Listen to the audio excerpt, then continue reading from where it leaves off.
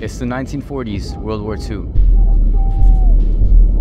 US soldiers are battling across continents, but away from the front line, the US Office of Strategic Services, or OSS, is waging a different kind of battle, the MKUltra program, a venture deeper and darker than anyone could have ever imagined. So dark, the government denied its existence for years. During the height of the Cold War, every move had to be a strategic one. Secrets held more value than gold, and trust became almost non-existent. The CIA, following the OSS's lead, believed that some lines had to be blurred to ensure the advantage in the silent war. MKUltra was that blurred line, but beneath the justification of protecting national security against enemies, MKUltra conducted experiments with magnetic fields, hallucinogens such as mescaline and LSD, hypnosis techniques, and even remote-controlled animals, all on the US population without the knowledge or consent of the civilians involved. Their main target?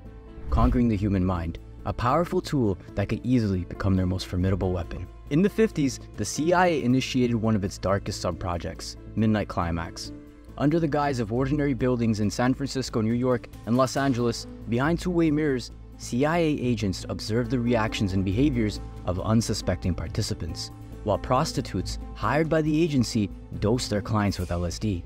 Why?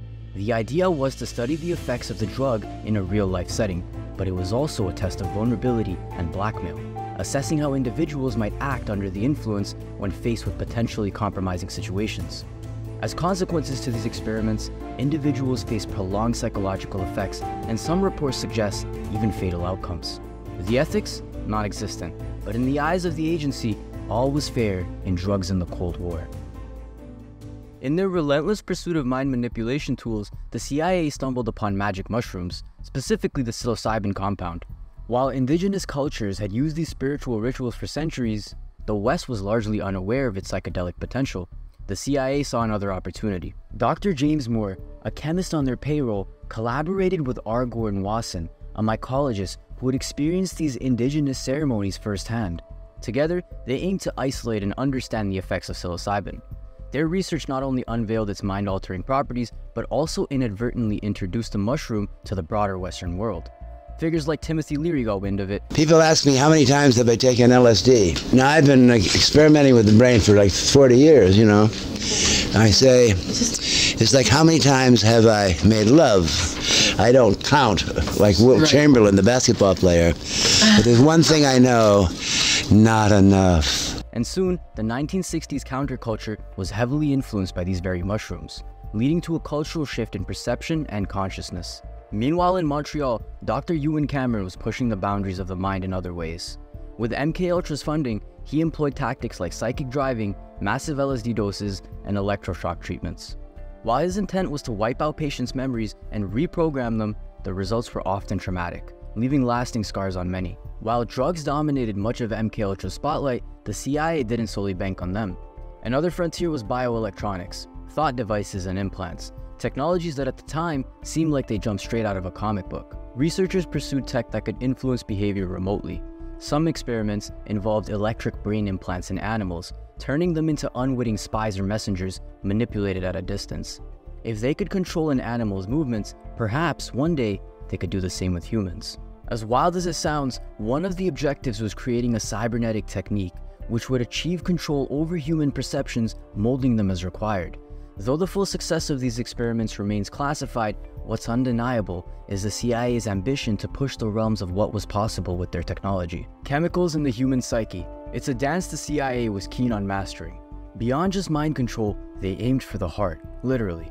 They sought chemicals that could be used to gather intel and control the emotional states of individuals and even entire populations, from complete submission to hysteria. Some MKUltra sub-projects even explored aphrodisiacs, looking for substances that would make people more susceptible to influence or interrogation.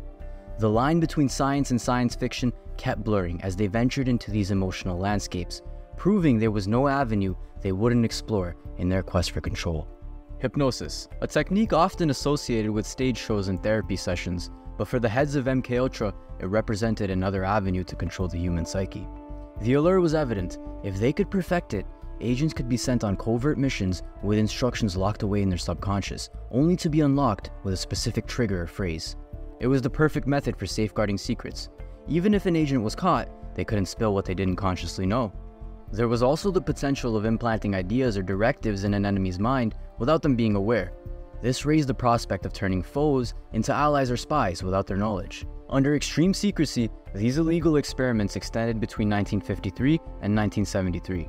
Official court hearings and investigations during the 70s revealed that MKUltra aimed to weaponize the human mind. These hearings exposed MKUltra's unethical, immoral, and illegal experiments, leaving a dark stain on the history of covert government programs publicly. You might have thought it was all over. After all, that is the official story. Yet MKUltra's influence and symbols seem to lurk in today's pop culture.